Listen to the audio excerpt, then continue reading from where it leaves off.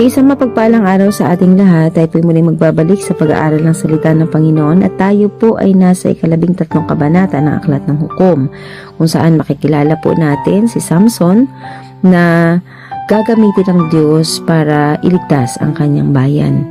Kung sa chapter 12 po, makikita natin yung buhay ni Jephthah, kung saan ang kwento niya ay isa siyang rejected na ginamit ng Diyos.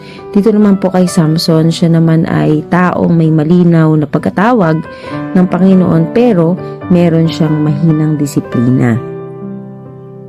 At bago tayo magpatuloy, tayo po ay dumulog sa isang panalangin. Ama naming Diyos sa makapangyarihan sa lahat, samahan niyo po kami minsan pa upang maunawaan namin ang iyong mga salita, Lord. Sa aming pag-aaral, Panginoon, dalangin namin na ikaw ang siyang magbigay sa amin ng pangunawa at bigyan niyo rin po kami, Panginoon, ng katalinuhan, Panginoon, upang higit namin maintindihan at maramdaman ang iyong mga salita.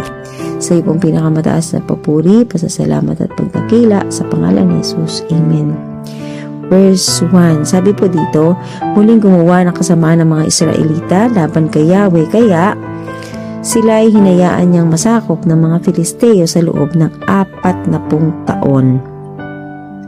So dito makikita natin, no, again, pinarusahan ang mga Israelita ng Panginoon dahil sa kanilang kasalanan at ito po ay nagsanhi ng 40 pagkaalipin. Makikita natin yung paulit-ulit na cycle, kung bakit nagpapadalang Diyos ng hukom sa kanila bilang tagapagligtas ay dahil sa paulit-ulit na pagkakasala. Yung cycle nila, kasalanan, then hahayaan sila ni Lord na mapahamak or maalipin, then sisigaw na naman sila at hihingi sila ng saklolo sa Panginoon. At si Lord, kahit ganun na paulit-ulit ang kanilang kasalanan, si Lord hindi siya nagpapabaya. Ililigtas sila ni Lord sa kanilang mga kasalanan sa pamamagitan ng pagpapadala ng kanyang mga lingkod na pinili. Kapag hindi natin natutunan yung lessons sa simula, ulit-ulit yung problema na halos ganun din naman. So verse 2, sabi dito, ng panahong iyon, ang bayan ng Zorah ay may isang lalaking nagngangalang Manoah, nakabilang sa lipi ni Dan. Ang asawa niya ay hindi magkaanak sapagkat ito'y baog. Minsan nagpakita sa babae ang anghel ni Yahweh at sinabi, hindi ka pa nagkakaanak, ngunit hindi magtatagal, maglilihi ka at manganganak. Kaya mula ngayon ay huwag kang iinom ng anumang uri ng alak ni titikim ng anumang ipinagbabawal na pagkain. Kapag naisilang mo ang iyong anak na lalaki, huwag mo siyang puputulan ng buhok sapagkat mula pa sa kanyang pagsilang ay ilalaan na siya sa Diyos bilang isang Nazareno. Siya ang magsisimulang magligtas sa Israel mula sa Filisteo. Ayan, dito makikita natin, isang babae mula sa Dan, baog siya. Nagpakita sa kanya ang anghel ng Panginoon, Ang bata ay magiging Nazareno mula pa sa kanyang sinapupunan. Ano nga ba yung Nazareno? Yung Nazareno po ay isang taong itinalaga ng Diyos, kung saan itong tao na to hindi siya pwedeng uminom ng alak, hindi siya pwedeng gupitan ng buhok, at hindi rin siya pwedeng humawak ng bangkay or mga patay.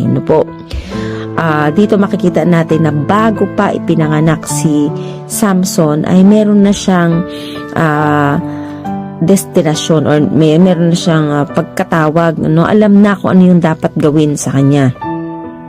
Tandaan na ang calling ng Diyos ay maaaring mauna pa bago tayo ipinanganak, bago pa natin maintindihan yung buhay, meron ng pagkatawag sa atin. Dahil dito, nanalangin si Manoah, Yahweh, kung maaari pabalikin ninyo sa amin ang nasabing lingkod ng Diyos upang sabihin ang lahat ng nararapat namin gawin sa magiging anak namin. Tinugon naman ni Yahweh ang kahilingan ni Manoah. Nagpakita muli ang anghel sa asawa ni Manoah nang ito'y nag-iisang nakaupo sa bukid. Dali-dali niyang hinanap ang kanyang asawa at sinabi, Manoah, halika, naritong muli ang lalaking nagpakita sa akin noong isang araw. Sumunod naman si Manoah, nang makita niya ang lalaki, tinanong niya, ito, kayo po ba ang nakausap ng aking asawa? Oo, sagot nito. Kung magkakatotoo ang sinabi ninyo, ano ang magiging buhay ng bata at ano ang dapat niyang gawin? Tanong ni Manoah. Sumagot ang anghel ni Yahweh, kailangan sundin ng asawa mo ang lahat ng sinabi ko sa kanya. Huwag siyang kakain ng anumang mula sa puno ng ubas, Huwag rin siyang iinom ng anumang uri ng alak ni titikim ng anumang ipinagbabawal na pagkain. Kailangan niyang sundin ang lahat ng sinabi ko sa kanya. Huwag po muna kayong umalis at ipagluluto ko kayo ng isang batang kambing, pakiusap ni Manoah. So dito si Manoah po, siya yung tatay ni Samson. At dito makikita natin na nalangin si Manoah. Sabi niya, turuan mo kami kung paano palalakihin ang bata, no? Sometimes hindi sapat yung himala, no? Kailangan ng tamang pagpapalaki or tamang pag-aalaga doon sa bunga ng himalang ibinigay ng Diyos, no po? Hindi lang importante yung blessing na anak, no? Mas importante kung paano ito huhubugin. Sometimes humihingi ng anak ang isang tao pero hindi naman siya handa or hindi siya handa kung paano ito tatayuan, no? Or paninindigan, ano po. Huwag mo na akong ipaghanda at hindi ko naman kakainin. Kung gusto mo, sunugin mo na lamang ang kambing na iyon bilang handog kay Yahweh. Sagot ng anghel. Hindi alam ni Manoah na anghel pala ni Yahweh ang kausap niya.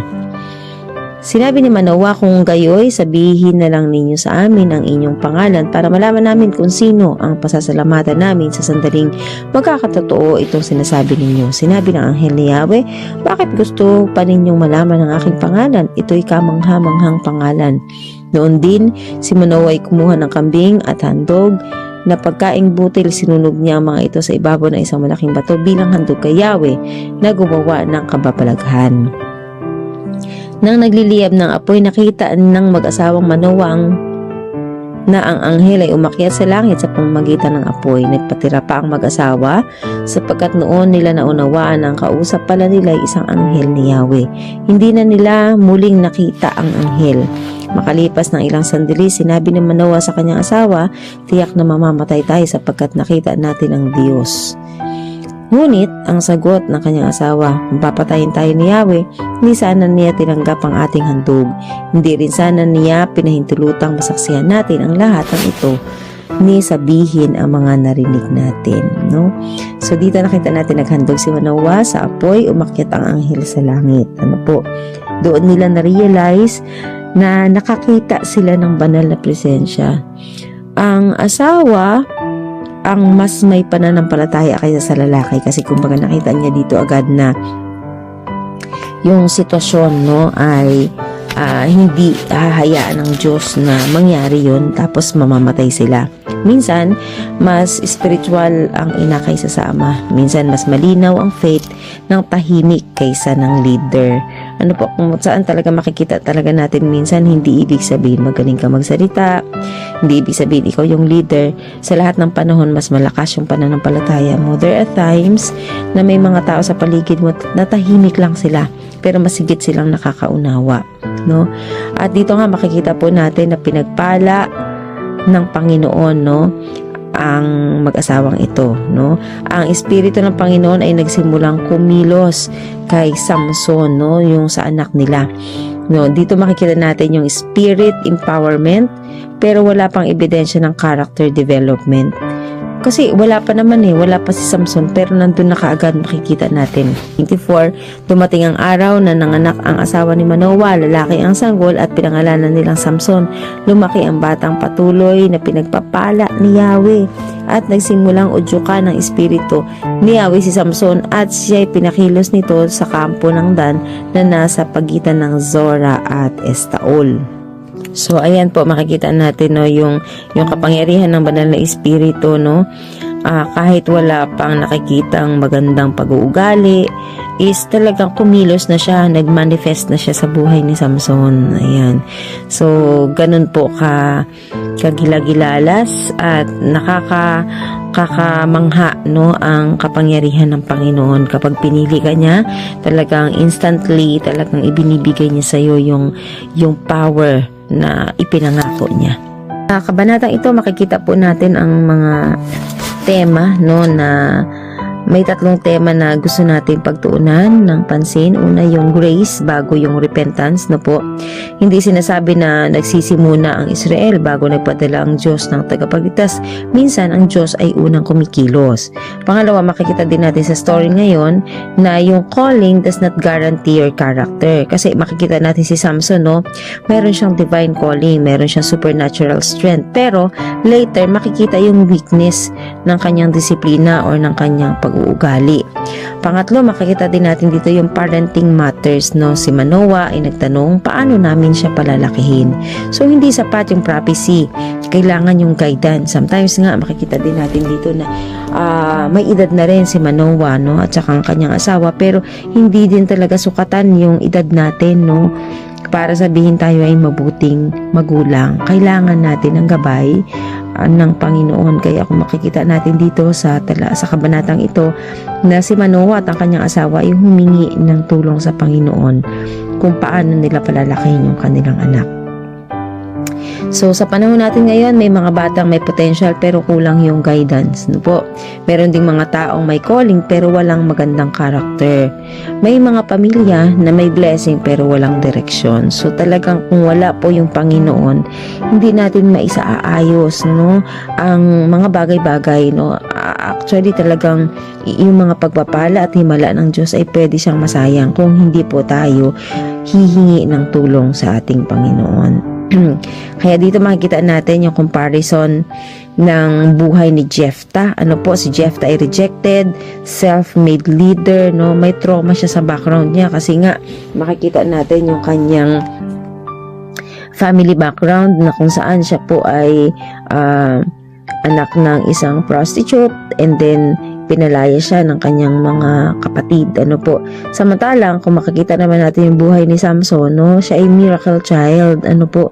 Meron siyang divine announcement na kung saan hindi pa siya ipinapanganak, meron na nag-iintay sa kanya, ano po. And then, makikita din natin dito yung malinaw na destiny, kung saan, kung ano yung gagawin niya at kung magiging ano siya ay talagang ibinigay na ng Panginoon, no?